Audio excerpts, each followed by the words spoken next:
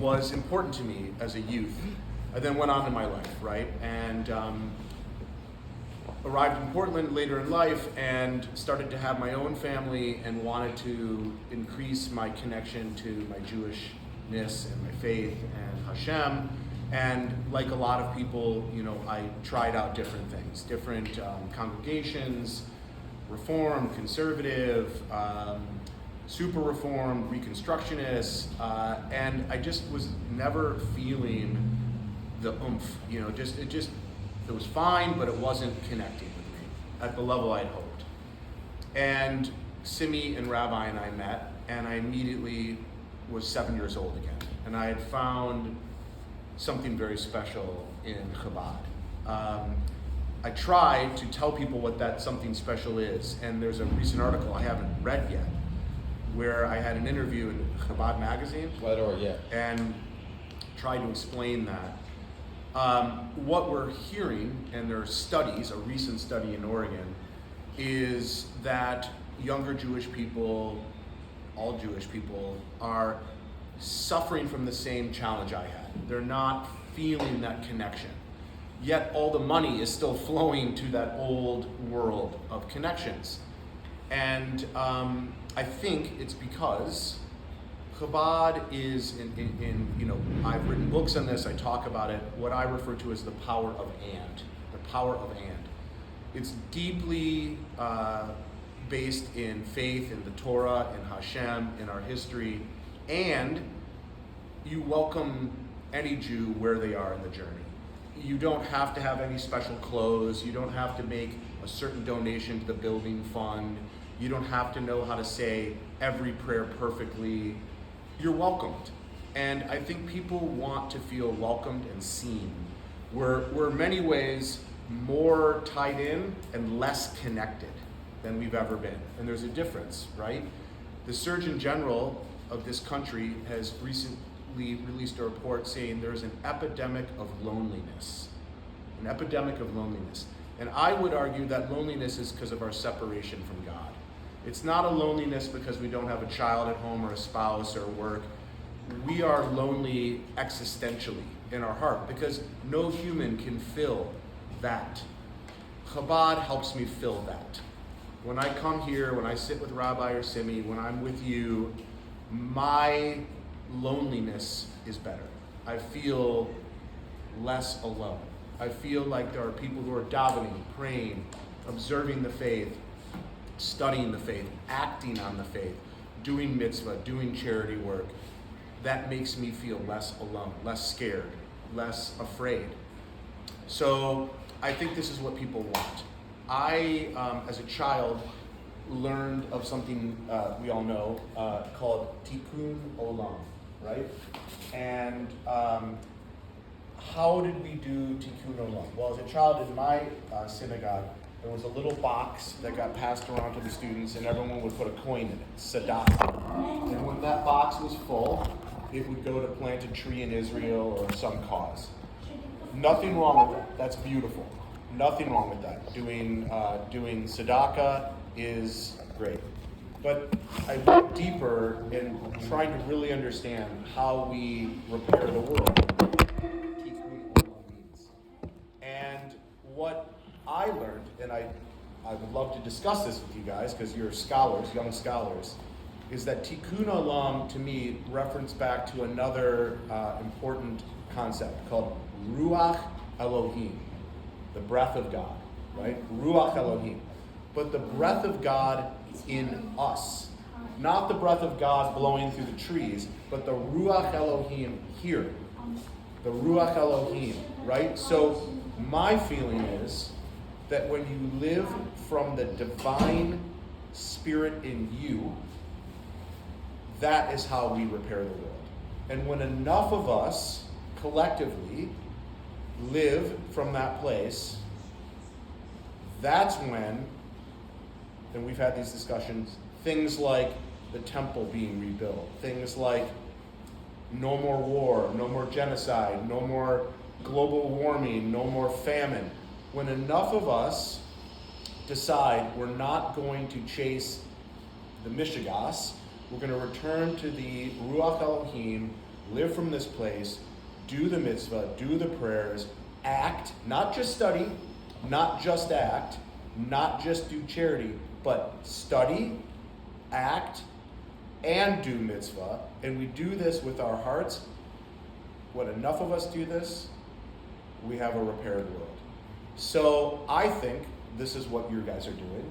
I think this is why you do what you do. To me, it would be the fuel. I try to do it in my own life in a way that's different because I'm not a Lubavitcher, I'm not at Yeshiva, I have a job, I have a house, but I try to make sure that all my days I think about these three things: prayer, study, work, and I try to do them from the divine Ruach within me. Wow. That was powerful. Anyone have any question on that? No. Just to add, you think about it every day, we made sure that in David's office there's a tzedakah box in his home, and the deal is that when the tzedakah box is full at the office, Yes. he gathers everyone in the office together, and we're going to make a meeting. And we make You make a meeting, decide where it goes, and same with the house. With the Same kids, with the house. We're going to make a With the decision, kids. And it's powerful. And what I have found, and this is where some of my friends think I get a little woo-woo or too, but what I have found is that when I am living this way, which I fall off the path. There are days, there are hours where I'm in flow, I'm in alignment with Hashem. There are times I get distracted and I lose. When I'm in that place, goodness happens, and ease, and love, and fruits and blessings come. When I fall off of that, I might still have some positive things, but it comes at a great cost. It's hard. It's difficult. There are challenges. Then I reorient back, to the ruach, to the breath, to the flow, and this oasis, we've been struggling to make the restaurant side come together. Why? Okay, let me get out of spiritual and into practical for a moment. Restaurants are challenging to begin with, anywhere. They're a hard business. Secondly, restaurants right now are even more hard than they normally are. Cost of labor, finding good people to work, cost of food, cost of rent, utilities, electric, and you can only charge so much for it's hard. A lot of restaurants are closing, even good restaurateurs. So if you stay over here in the practical side, it's daunting. However, when you invite Hashem in, you start to see things happen. And I forget. So I said to the rabbi not long ago, look, Rabbi, it's hard for all the reasons I said. And I said, on top of that, you're making it double hard because you're saying we can't be open on Shabbos. Most restaurants make 20 to 30% of their entire earnings from Friday night to Saturday night. Gone. Next, we're going to be kosher at the highest level, which has economic realities in terms of how expensive your product is. And I said, Rabbi, you're putting all of this over here in an all right heart. How are you going to do this? Well, you stay steady, you stay trusting, you pray, you put the good vibes out, you ask Hashem for help, and now we have what I think is going, and I feel quite clear, is going to be a great solution. And I think because we waited and because we stayed true, it's going to be incredible. We could have cut corners, we could have gotten scared, we could have done things that wouldn't have been right, but we didn't. And I owe that to the rabbi and to Simi, because there were times where I was probably pushing for that, and it's now coming together, and it's going to be incredible. And that is what happens when you co-create with Hashem, and you have trust and patience, and you stay steady. You remind me of the, go ahead. No, a few questions. What made you realize that Tikkun Olam and Ruach Elohim go together? It's generally not preached. Correct. Definitely in those shows that you mentioned before. Correct. That connection is definitely not preached. I agree, thank you. And I want to first say, and I mean this, because sometimes, and I'm going to answer the question, but sometimes I've had people say, oh, your speech was so great, or what you just said was incredible. I am a flute through which the breath of Hashem flows. Listen to the music. I'm not the music, and I'm not the breath. I'm a flute. We are all flutes. When we are aligned, God will speak through us. I was struggling with, and still have struggles with, how can I be connected to my Jewish faith, which is very real?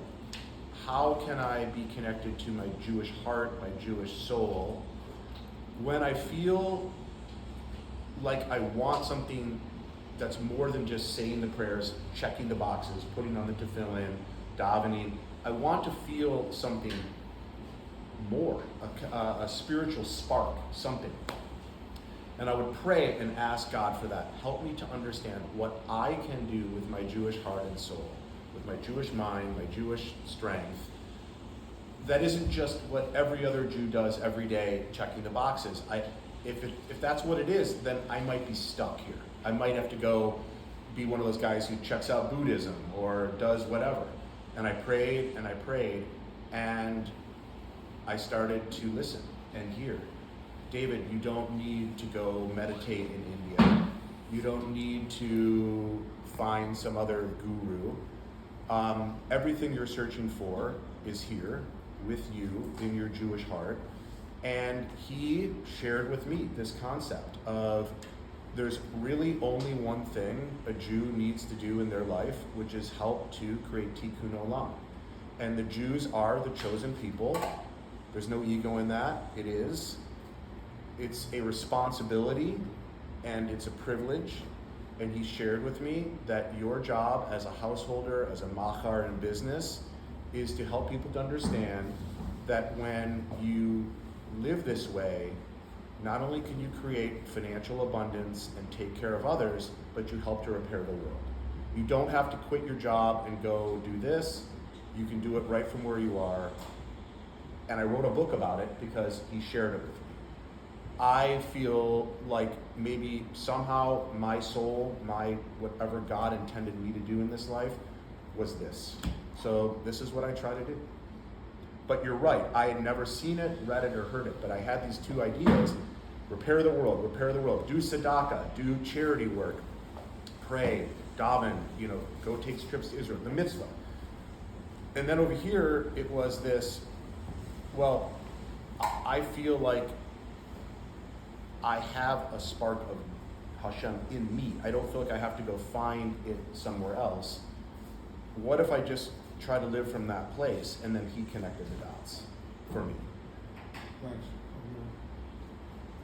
Now, how do you, it seems like your whole life, so I'm trying to think of your story and compare to other people. Clearly you recognize that Judaism is an ownership society. Yes. Right? It's not about taking, or not only about taking, it's a lot about giving. Yes. You did here in the Oasis, it seems like you've done it in many aspects of your life. Why do you think some people get stuck in being, not realizing that life is an ownership society, and definitely Judaism? So really Clearly you don't have that problem, right? I don't have that problem. I have had that problem. Right. At points in my life, I have had those struggles. I don't anymore. I see it in many people. Yeah. I don't clearly know the answer. I will tell you, and this is just how my brain works because I'm a business guy, I think it's a brand issue. I talk about what is the brand for the city of Portland. Is Portland keep Portland weird? Is it some, I think there's some branding issues within our faith. Like, we talk to ourselves, and we don't necessarily, I have a lot of people ask me about Chabad. Oh, you're really into Chabad, but isn't Chabad like, the women have to go over here and the men have to go over there? And I listen, and I simply say with kindness, well, let me share a story. My daughter, who turns 21 in a couple weeks, who's a very strong young woman, she would call herself a feminist. She's activated, she's very bright, she's a senior in college in California. She met the rabbi for the first time years ago. And the rabbi was there at my house, and my daughter said, "Oh, Rabbi, I've heard so much about you." And she went up to give him a hug. as the rabbi should and did, sort of step back.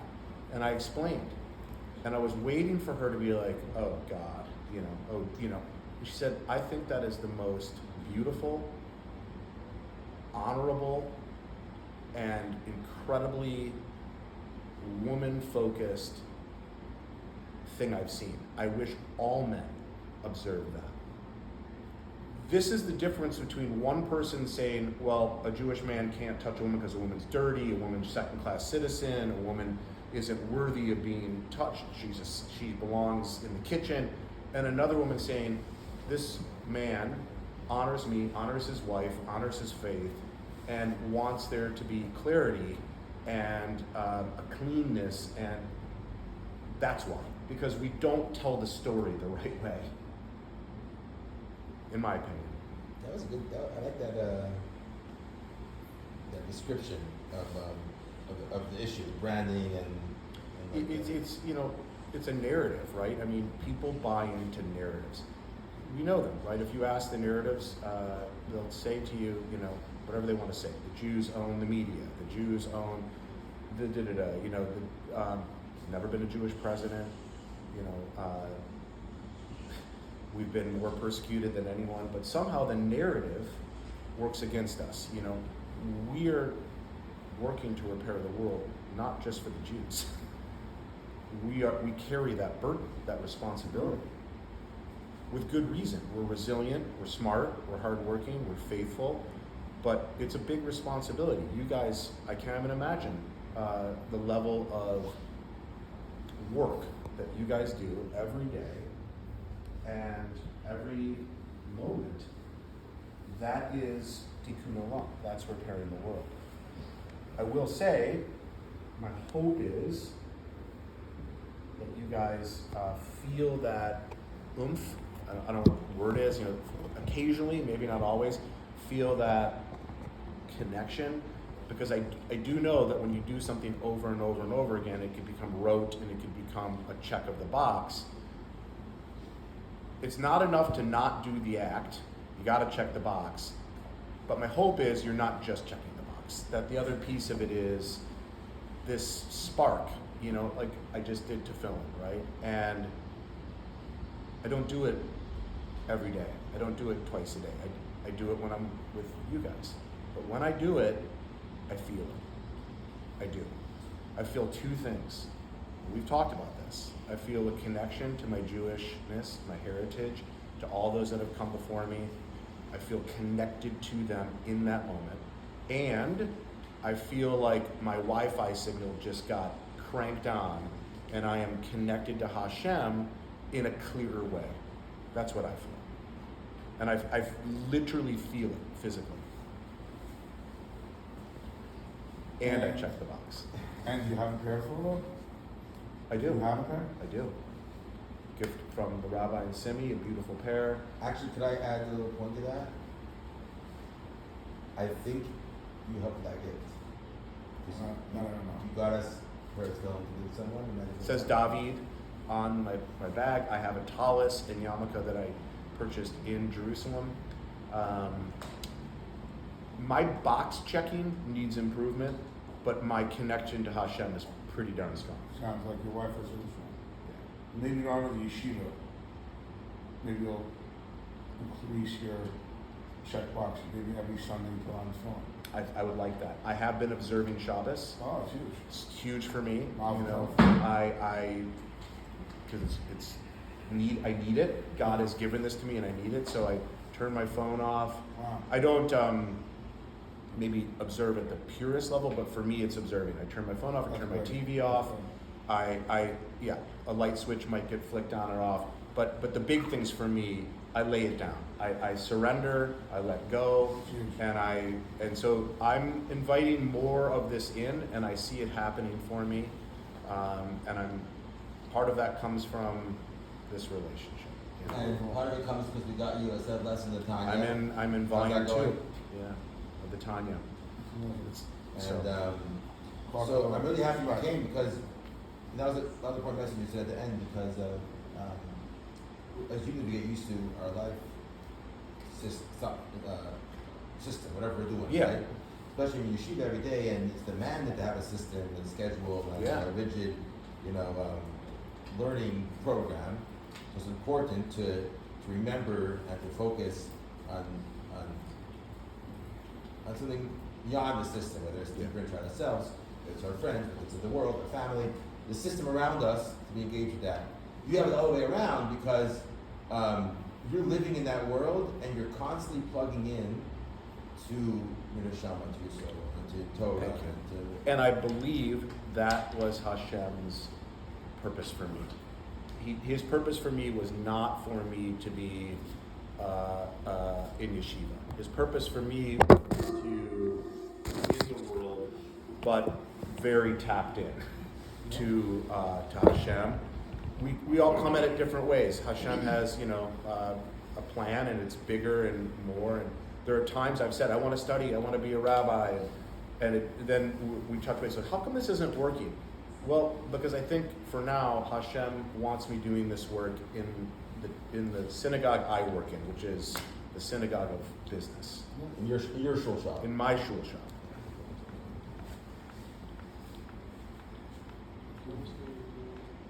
That's a good question, I have a lot of questions, but the guys can eat brunch. What about that question? Well, if you guys have questions. What? What?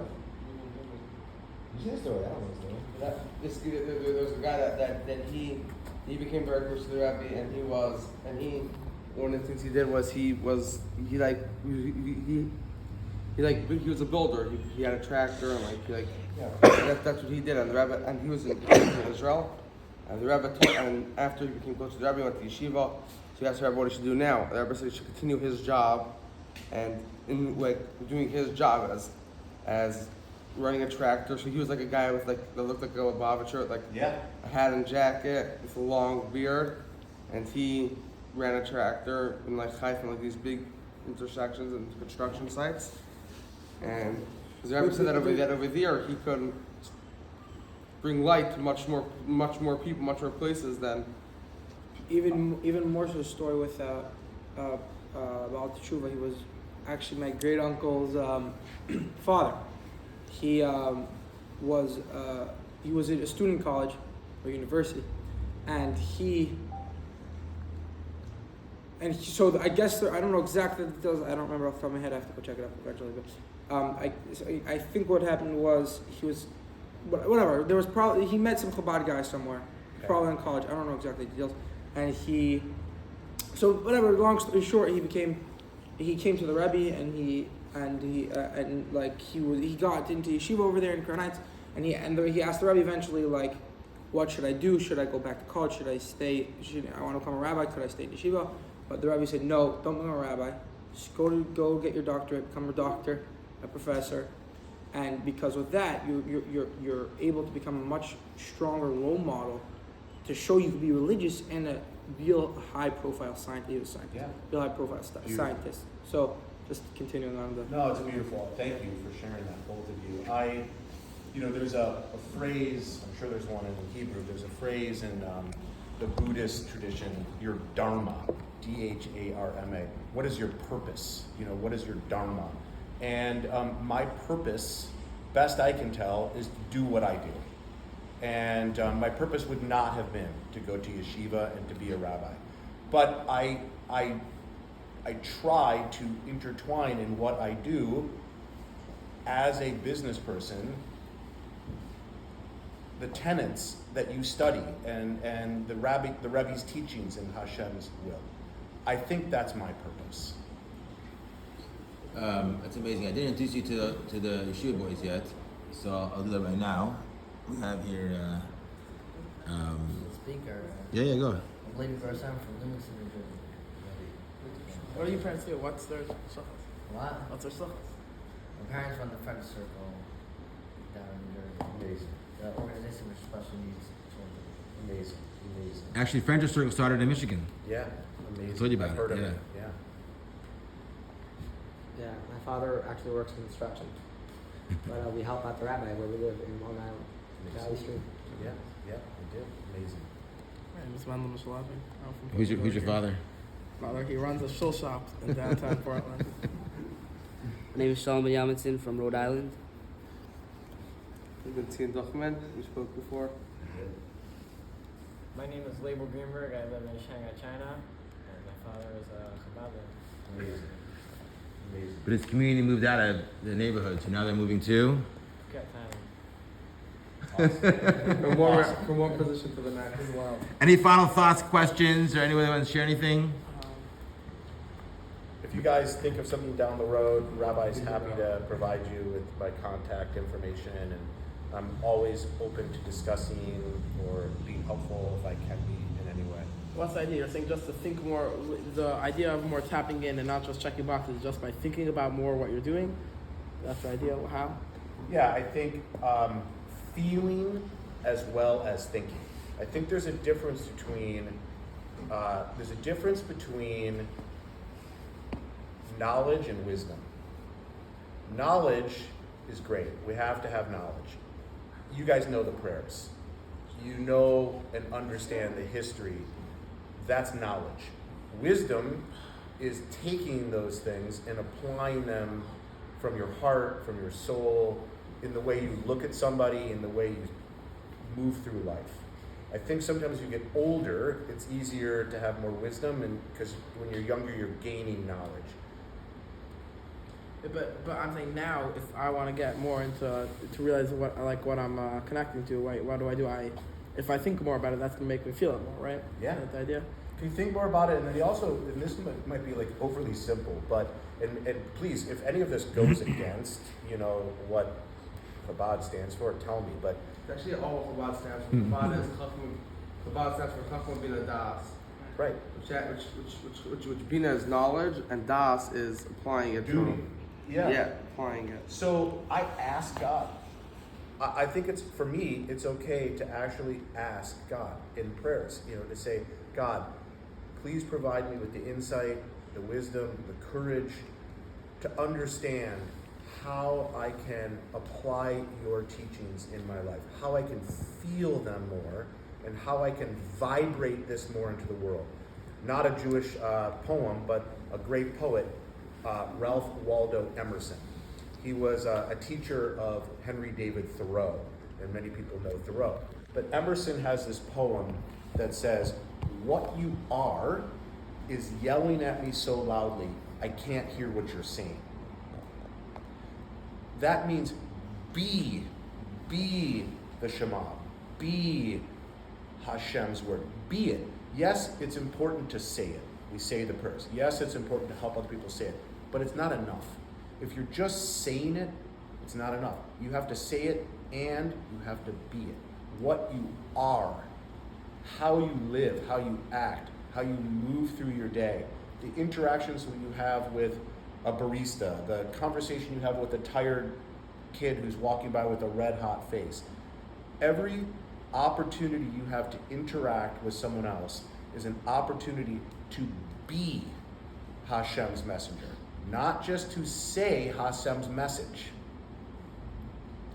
Do you guys get the difference between saying something and being something? Yeah. And there are times I meet people, and it's probably hard to believe because I'm talking a lot, but there are times where I don't talk. I'll say very little. And this has literally happened to me. I'll see someone a week later. Wow, the other night at that thing, what you said was really powerful. I really, really took a lot away from what you said. And I'm just smiling. I didn't say anything. I just was there and trying to be energetically, be that Hashem energy. And I know sometimes that sounds weird. There are people that are like, that sounds really hippie or really out there. Hashem is not hippie. He's not out there. Hashem makes up everything. So when you're tapped into that and you're living from that place, there is a vibration. There is a energy that is exuded from you. And so if we can look at it like a beam and you bring it in through your prayer, through your mitzvah, through your heart, through your actions, and then you don't just stop. You then say, boop, and now I'm letting it flow. I'm bringing it in, that changes everything. Thank you so much, David. Thank you guys. You're And always thank you inspiration. for everything that you And, guys do. I mean that. Always teaching with your words and your actions. So it's Thanks, right man. out. And Thank you, everybody. Really a pleasure to meet you all. keep on speaking, keep on showing, keep on Keep teaching. on showing. Keep on, yes, Yeshikoya. Wow.